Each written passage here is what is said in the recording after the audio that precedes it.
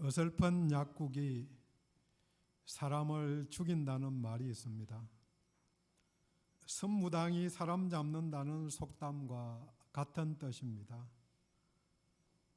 의술이 서투른 사람이 치료해 준다고 애를 쓰다가 사람을 죽이기까지 한다는 말입니다. 사입이나 이단에서 안차를 한다고 해서 사람을 잡기도 하는 것도 같습니다. 무엇이든 알려면 제대로 또 올바로 알아야 합니다. 요즘은 인터넷 네트워크가 발달해서 물어보기만 하면 모르는 지식이 없습니다. 물론 어려운 것들을 알아들으려면 기초 지식이 있어야 하지만 쉽게 설명해 주는 사이트들도 있습니다. 문제는 진짜와 가짜를 구별할 수 없는 내용들이 너무 많다는 것입니다. 그러다 보니 말도 안 되는 이야기를 진실로 받아들이고 또 퍼나르는 사람들이 있으니 분별력이 필요합니다. 그 중에 하나로 코로나19 병원체가 바이러스가 아니고 세균이라는 것도, 그래서 걸리면은 항생제만 먹으면 된다는 말은 모두 사실이 아닙니다. 정보들 중에는 전문가의 오류도 간혹 있지만 비전문가의 오류가 훨씬 더 많다는 것을 잊으면 안 됩니다. 어느 분이 이단에 대해 말하면서 국어만 잘해도, 읽기만 잘해도 이단에 빠지지 않는다고 하였습니다. 이 말은 성경을 읽을 때에 문맥에서 읽으면, 더 나아가 성경 전체에서 말하는 핵심을 기억하면서 읽으면 이단이 사용하는 한 절을 가지고 하는 장난에 놀아나지 않는다는 의미입니다. 아는 만큼 보이고 아는 만큼 들립니다.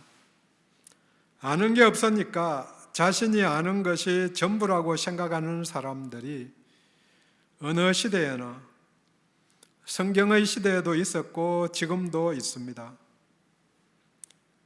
코넬 대학의 더닝과 크루거의 조사에 의하면 학생들 중에서 하위 25%는 근거도 없는 자신감에 자신을 과대평가하고 상위 25%는 자신의 부족함을 깨달아서 가소평가하는 경향이 있다고 합니다. 물론 전문가 수준이 되면 자신감이 다시 올라간다고 그렇게 말합니다. 자신감이 필요하지만 냉철한 판단이 동시에 필요합니다. 또 많이 알면 좋지만 하나를 알아도 정확하게 아는 것이 더 중요합니다. 오늘 함께 읽은 본문은 고린도 교회에 보낸 바울의 편지입니다. 1절에서 바울은 고린도 성도들에게 에둘러서 말합니다. 신령한 것에 대하여 너희가 알지 못하기를 원하지 아니하노니, 이 말을 직설적으로 표현하면 너희들이 영적인 것을 제대로 모르고 있다, 너희가 오해하고 있다, 성령의 연사를 제대로 몰랐다고 지적한 것입니다. 이것은 고린도전서 12장, 13장, 14장 계속해서 성령의 연사에 대해서 길게 말한 배후에 또 13장에서 모든 것보다 사랑을 강조한 이유가 바로 그들의 분열상 때문입니다. 교회가 설립된 지 4년 정도밖에 지나지 않았지만 하나님이 큰 은혜를 부어주셔서 여러 가지 은사들이 성도들 사이에 나타났습니다. 고린도 교회에 주신 성령의 연사가 아주 다양하였는데 성도들 사이에 은연중에 또 과시적으로 자신이 받은 은사가 더 귀하다고 말하는 사람들이 생겨났습니다. 그러다 보니까 분쟁과 파벌이 생기기 시작합니다. 이것은 1장 22절에 나오는 유대인들은 표적을 구하고 헬라인들은 지혜를 찾으나, 그렇게 말하면서 문화권의 중심 주제와 관련됩니다. 헬라 문화권에서는 지혜를 중시했기 때문에 은사 중에서 지혜의 말씀, 또 말 잘하는 은사를 더 높게 생각하는 사람들이 당연히 있었습니다. 하지만 바울은 1장 23절에 우리는 십자가에 못 박힌 그리스도를 전한다. 십자가에 못 박힌 그리스도를 전한다고 모든 문제의 해답을 초장에 제시합니다. 이 상황에 다른 문제들도 있지만 은사에 대해서도 내가 받은 은사가 제일 중요하고 큰 은사이다 라고 말하는 성도들, 그래서 다툼이 있고 분열이 일어난 상황에 문제 해결을 위해 보낸 내용이 오늘 본문입니다. 성령의 은사에 대해 제대로 알아야 할 것들을 본문을 통해서 오늘 함께 나누도록 하겠습니다. 제대로 알라. 첫 번째는 모두가 성령 받은 것을 알아야 합니다. 예수를 구세주와 주님으로 영접하기 이전과 이후의 삶을 2절과 3절에 비교해서 알려줍니다. 믿기 전의 상황이 2절입니다. 너희가 이방인으로 있을 때에 말 못하는 우상에게로 그대로 끌려갔느니라. 너희는 알고 있다. 너희도 알고 있다. 우상의 특징은 말을 못한다는 것입니다. 물론 여기와 대조되어 성령님은 오늘도 말씀하십니다.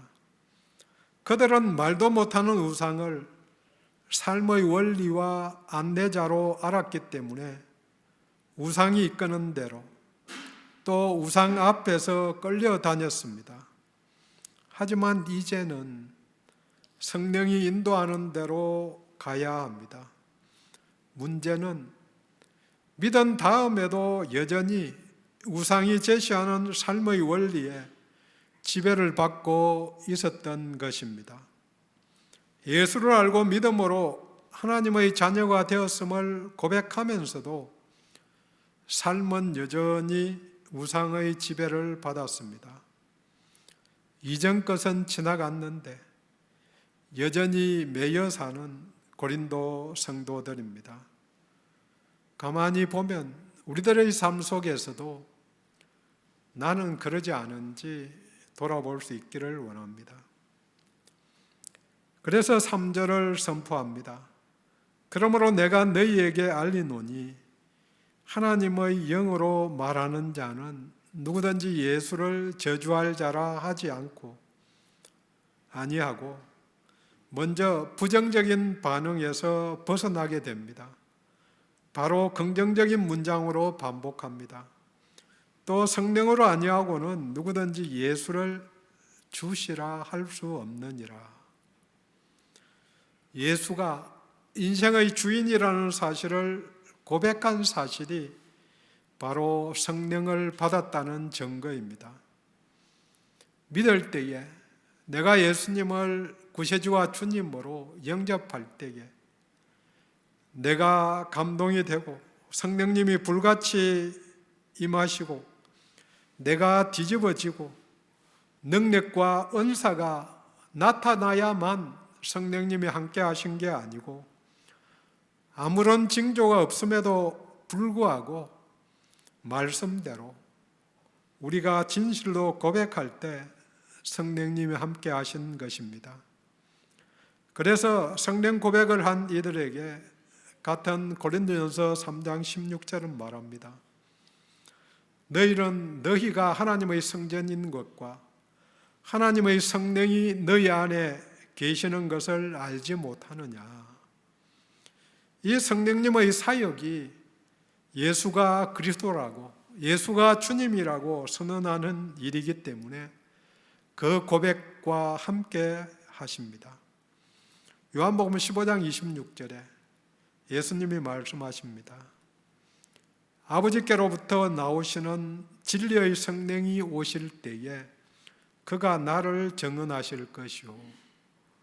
다른 누구를 증언하는 게 아니고 예수가 주님이시다 증언하는 그 일을 성령님이 감당하신다는 것이지요. 이 사실을 잘 몰랐기 때문에 고린도 성도들은 은사가 있는 사람만이 성령이 함께하는 사람으로 생각했습니다. 모두 성령님, 한 성령님을 받았으니 모두 존중을 해야 합니다.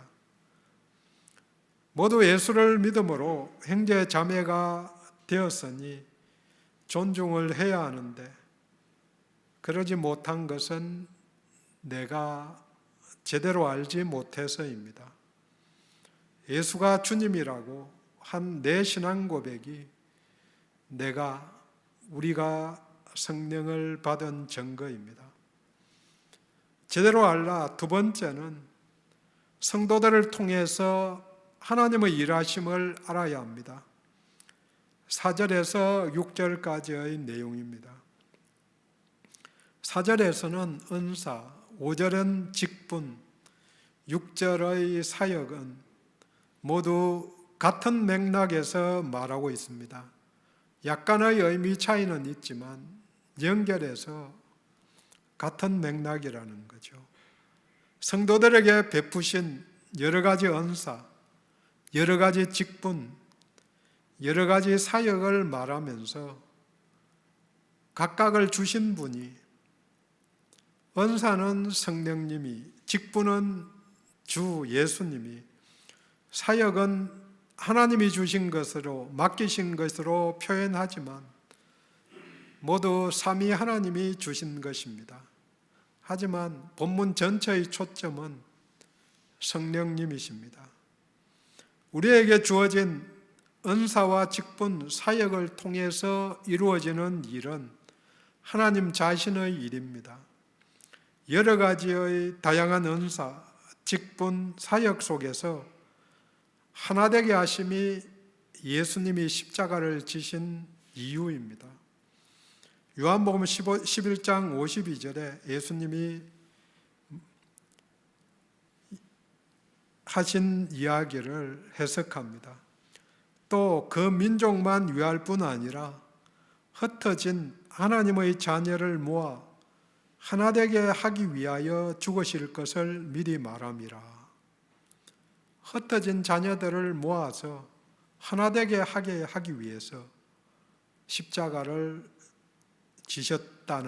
지신다는 것을 미리 이야기했다는 거죠.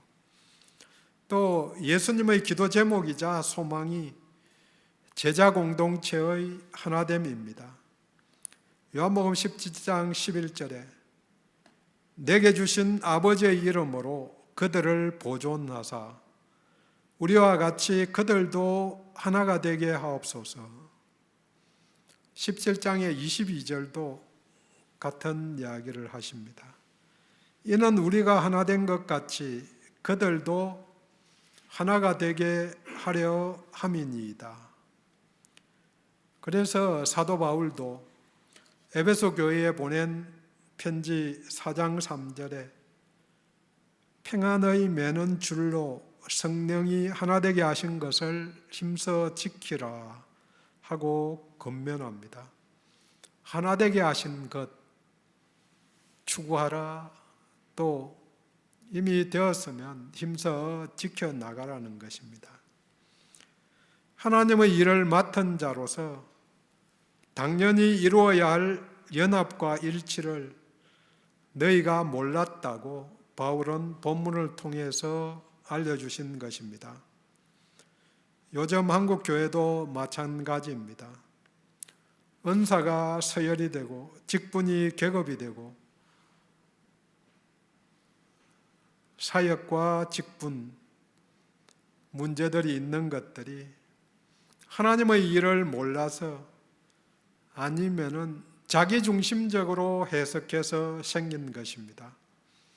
하나님을 존중하듯이 하나님이 맡기신 은사, 직분, 사역을 맡은 자들을 서로 존중해야 합니다. 그리고 맡은 자들은 은사, 직분, 사역들을 하나님께서 맡기신 이유가 예수가 주되심을 삶으로 보이라고, 또 말로 전하게 하기 위해서임을 기억해야 합니다. 잊지 말아야 합니다.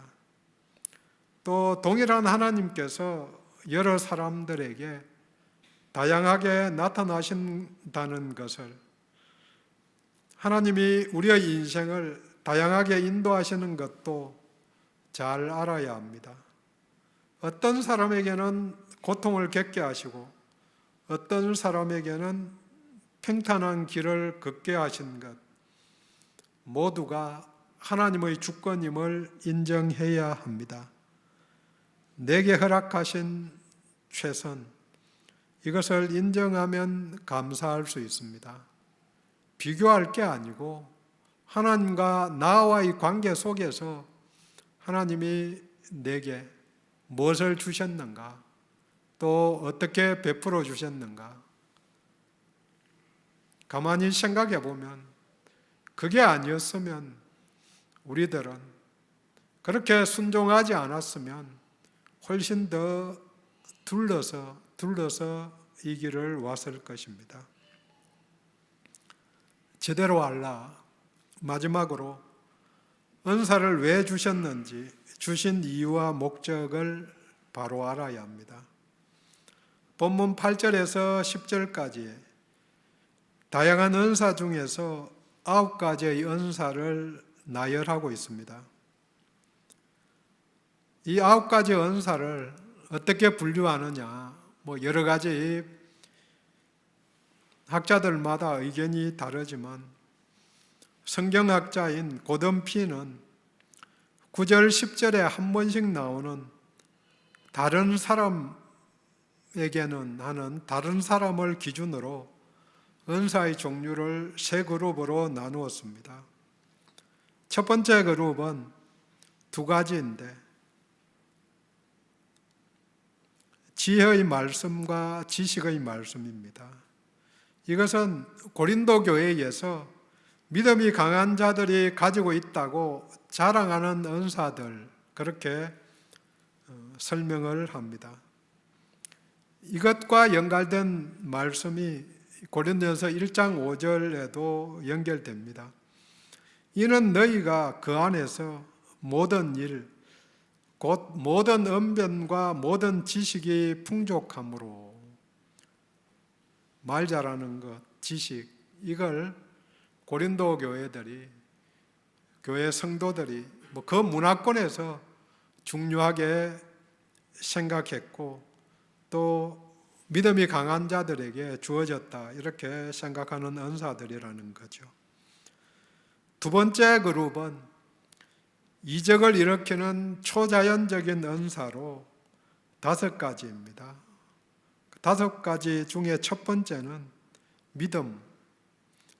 이것은 이적을 일으키는 강력한 믿음이라고 그렇게 설명을 합니다. 두 번째는 병 고치는 은사, 세 번째 능력 행함, 네 번째 예언함, 5번째 영들 분별함. 영분별에 대한 것은 진리를 보존하는 능력이라고 설명을 합니다. 각각을 설명하려면 그것만 가지고도 많은 시간 들어가야 되니까 간단하게 전체적인 이야기만 나눕니다. 5가지 중에서 세 번째의 초자연적인 은사는 능력행함, 세 번째 나오는 능력행함이 강조됨을 봅니다. 마지막으로 세 번째 그룹은 고린도 교회에서 가장 인기 있는 은사들이라고 그렇게 표현하면서 두 가지를 듭니다. 각종 방언 말함과 방언을 통역함. 그래서 이 방언 말함과 통역에 대한 것은 14장에서 자세하게 풀어서 설명합니다. 본문에서 9가지의 은사를 이야기하지만 로마서, 에베소서 등에 언급된 것을 합치면 20개가 넘는데 공동체에 필요하다는 것과 다양하다는 특징이 있습니다. 한 성령님이 허락하셨지만 사람에 따라 다르게 구별하여 주신 것이 특징입니다. 또 다른 특징으로는 11절에 이 모든 일을 같은 한 성령이 행하사 그의 뜻대로 각 사람에게 나누어 주시는 것이라. 같은 성령, 한 성령이라는 말이 8번이나 반복되면서 한 분 성령님이 그렇게 하셨다는 것을 강조합니다. 동시에 그분의 뜻대로 주셨습니다. 그래서 은사에 대해서 이야기할 때에 필요한 은사를 달라고 강구하는 것은 우리들에게 매우 필요하고 중요하지만 사람들이 줄 수 있는 것 같이 또 받을 수 있는 것 같이 말하는 것은 교만한 일입니다. 유명한 부흥사들이 많이 그렇게 해왔는데 받으라 그러면은 받는 것 같이, 물론 믿음이 있어서 또 필요하면 성령님이 그때 그 시점에 임할 수도 있지만 그들의 능력 때문에, 그들의 필요 때문이 아니고 성령님의 주권적인 역사 속에서 일어나는 일임을 기억하고 고백해야 합니다. 내가 또 우리가 원하는 대로 주시는 것이 아니라 우리를 잘 아시는 하나님이 그분의 의지에 따라서 그분의 뜻대로 주시는 것입니다. 하나님의 절대 주권, 성령님의 주권적 행하심을 잊어버리면 우리들은 교만하게 됩니다. 마지막으로 중요한 특징이 주신 이유입니다. 7절입니다. 각 사람에게 성령을 나타내심은 유익하게 하심이라. 여기서 유익이 은사를 받은 사람으로만 이해하기가 쉽지만 당연히 본인만이 아닙니다. 은사를 받은 본인도 유익하지만 본인으로 한정하지 않는다는 거죠. 그래서 다른 성경 번역판을 찾아보면 셔번역이나 표준 셔번역, 쉬운 성경, 우리말 성경 같은 데에는 공동의 이익, 한글 함정역은 모두가 유익, 현대어 성경은 교회 전체의 유익이라고 그렇게 번역을 합니다. 이 번역에서 유추하여 바울은 너희가 성령을 잘 몰랐다, 서로 잘났다고 말하면서 다른 사람들을 무시한 것은 잘못이라고 한 것입니다. 고린도 교회에서 방언, 통역 이런 은사를 받은 자들이 자신들의 영적 특권의식에 빠져서 자신들의 영적 권위로 다른 은사들을 부정하고 자신들이 교회의 리더십을 독점하려고 했습니다. 이는 잘못이다. 왜요? 주신 목적을 달성하지 못한 것이기 때문에 유익을 위해, 곧 모두의 유익, 교회의 유익을 위해 주신 것인데 자신의 유익을 위해서 자신의 우월성을 드러나기 위한 것이라고 생각하고 행동한 것은 잘못임을 지적한 것입니다. 같은 고린도전서 10장 24절에 누구든지 자기의 유익을 구하지 말고 남의 유익을 구하라. 10장 33절은 나와 같이 모든 일에 모든 사람을 기쁘게 하여 자신의 유익을 구하지 아니하고 많은 사람의 유익을 구하여 그들로 구원받게 하라. 남의 유익, 확장해서 많은 사람들의 유익, 또 궁극적으로 그들의 구원입니다. 당연히 공동체적으로 생각하면 무엇이든지 내게 허락해 주신 것, 내가 받은 모든 것이 예수 공동체, 교회 공동체를 위함입니다. 더 확장해서 하나님 나라 공동체를 위한 것입니다. 그래서 예루살렘 교회에서 바나바가 자기 재산을 팔아서 사도들의 발 앞에 놓은 것입니다. 재산도 공동체를 위하여 자신에게 맡겨주신 것으로 받아들였기 때문입니다. 또 그래서 바울은 땅끝까지 복음 전파를 위해서 노력한 것입니다. 받은 은사가, 받은 사도라는 직분이, 받은 사역이 성령이 증거하는 예수를 주라고 알리는 복음 전파였기 때문입니다. 이곳에 있는 내가 은혜 받은 것은, 우리가 은혜 받은 것은, 여기 있는 것은 좁게는 내 자신, 내 가족, 최소한 한 사람 공동체를 위해서, 또 넓게는 대한민국을 위해서 주신 것입니다. 정리합니다. 바울은 본문을 통해서 고린도 성도들이 잘 몰랐던 것을 지식으로 또 실천 덕목으로 알려줍니다. 너희가 성령 받은 것을 잘 몰랐다. 하나님의 일하심을 잘 몰랐다. 마지막으로 은사를 주신 목적을 잘 몰랐다고 말하면서 그들에게 와닿게 알려주고 있습니다. 우리들에게도 성령의 연사에 대해서 잘 알기를 원한다고 동일한 목소리로 들려줍니다. 성령 받은 자로서 우리도 받은 은사, 직분, 맡겨주신 사역을 먼저 확인하고 그 다음 잘 감당할 수 있기를 원합니다. 많든 적든 한 가지이든 여러 가지이든 각자에게 주신 성령님의 은사가 있다는 것을 뒤집어서 볼 수 있기를 원합니다. 내가 못하는 것을 생각해 보면, 부족한 것을 생각해 보면은 금방 100가지나 1000가지 쓰라고 그러면 쓸 수도 있을 것입니다. 하지만 조용히 내게 허락하신 것을 생각해 보면